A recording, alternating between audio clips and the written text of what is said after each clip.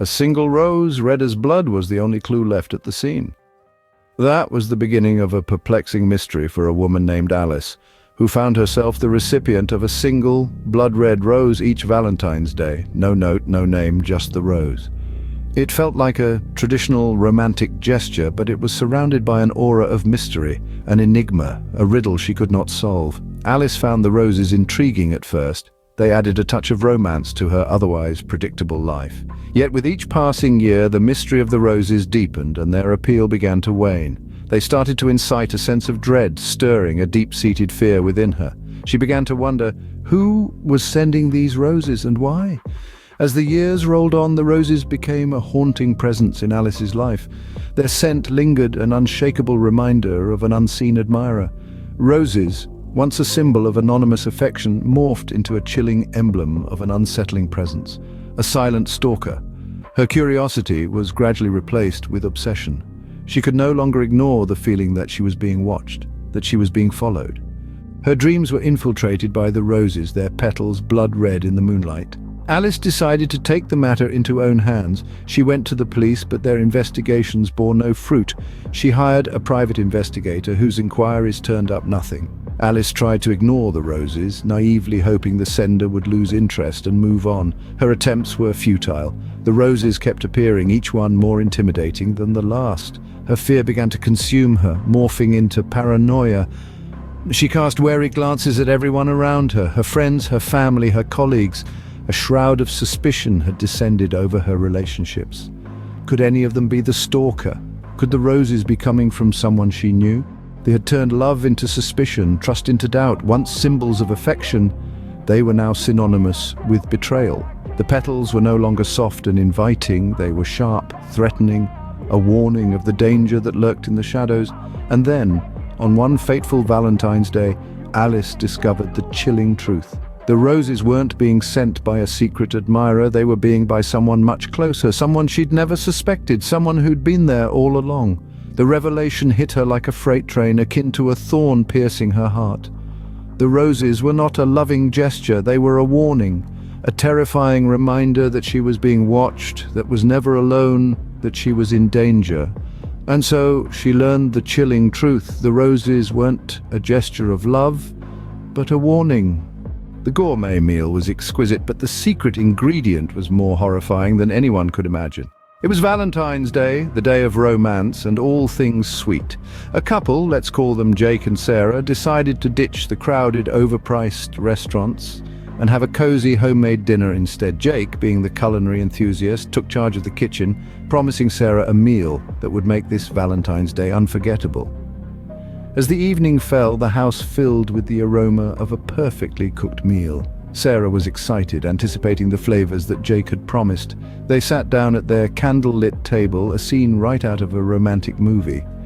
Little did they know this movie was about to take a sinister turn. As they began to eat, Sarah noticed something strange. There was a peculiar taste in the food, something she couldn't quite put her finger on. She brushed it off, attributing it to Jake's experimental cooking.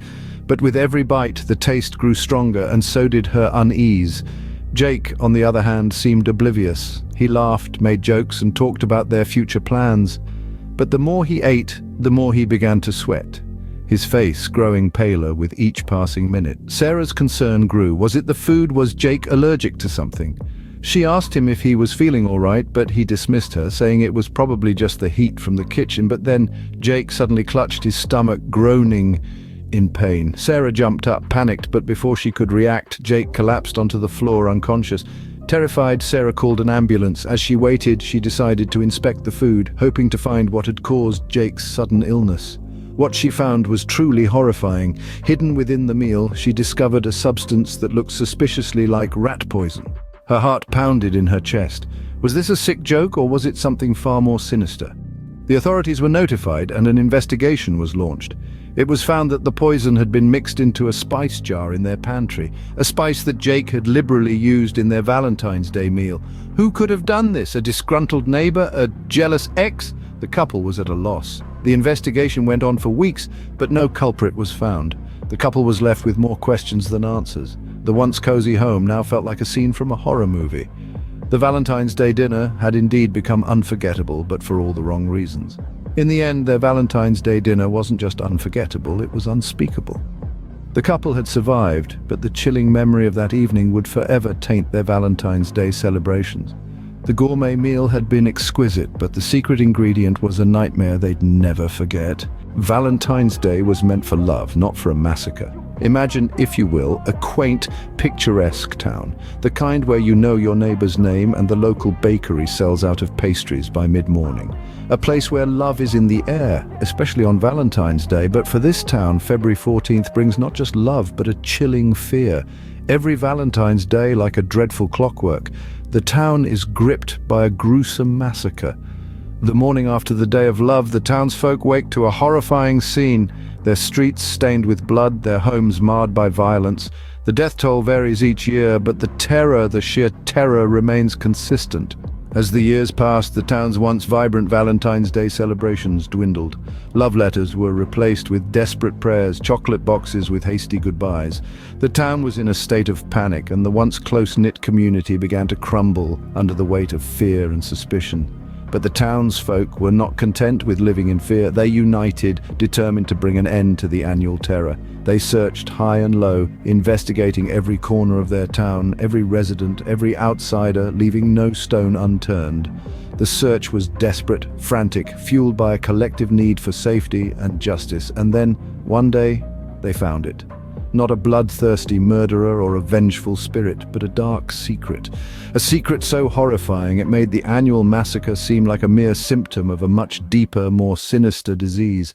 Buried deep within the town's records was a centuries-old curse. A scorned witch, betrayed by her lover on Valentine's Day, had cursed the town. Every year, on the Day of Love, the town would pay in blood for the heartbreak she had suffered. The revelation sent shockwaves through the town. The massacre was not an act of a deranged individual, but a supernatural punishment, a curse that had been claiming lives for generations. It was a horrifying truth, one that brought a chilling perspective to their annual tragedy. The town was left with a grim reality. Valentine's Day, a day meant for love and celebration, was forever marred by a horrifying curse. The Day of Love was now a day of death, a grim reminder of a betrayal that had occurred centuries ago. And so the town carries on, its Valentine's Day celebrations replaced with solemn vigils, its air of love replaced with a haunting dread. The townsfolk live in the shadow of the curse, their lives forever changed by the horrifying truth they uncovered. And so, Valentine's Day was forever tainted for the people of this town, a grim reminder of the horrors they had witnessed. Love can be a beautiful thing, but as we've seen today, it can also be twisted into something truly horrifying. Our journey began with the tale of the Rose Stalker, a seemingly innocent Valentine's Day gesture, a single red rose morphed into a symbol of terror. A relentless, unseen stalker used the universal symbol of love to instill fear, turning the day of romance into a heart-pounding nightmare. The story showed us how easily love can become an obsession and how that obsession can spiral into a terrifying ordeal. Next, we delved into the dinner date, a romantic meal turned deadly, reminding us that love isn't always served with a side of happiness. It's a tale that warns us about the dangers lurking in the shadows of our intimate relationships. The story unraveled the grim reality that sometimes the person you're dining with might not be who they seem. The unexpected twists and turns showed how a seemingly normal date can quickly descend into a horrifying nightmare, leaving us with a chilling sense of dread. Then we plunged into the depths of the Valentine's Day massacre, a story that took us back in time to a Valentine's Day painted not with love but with blood. This tale of a brutal, cold-hearted massacre revealed that even on a day dedicated to love, the darkness of human nature can prevail. It painted a grim picture of how love can be overshadowed by violence and how a day of joy can turn into a day of horror.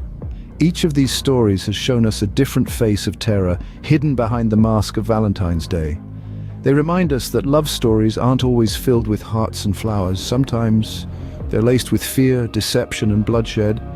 Remember, not all Valentine's Days are filled with love and roses. Sometimes they're filled with terror and blood.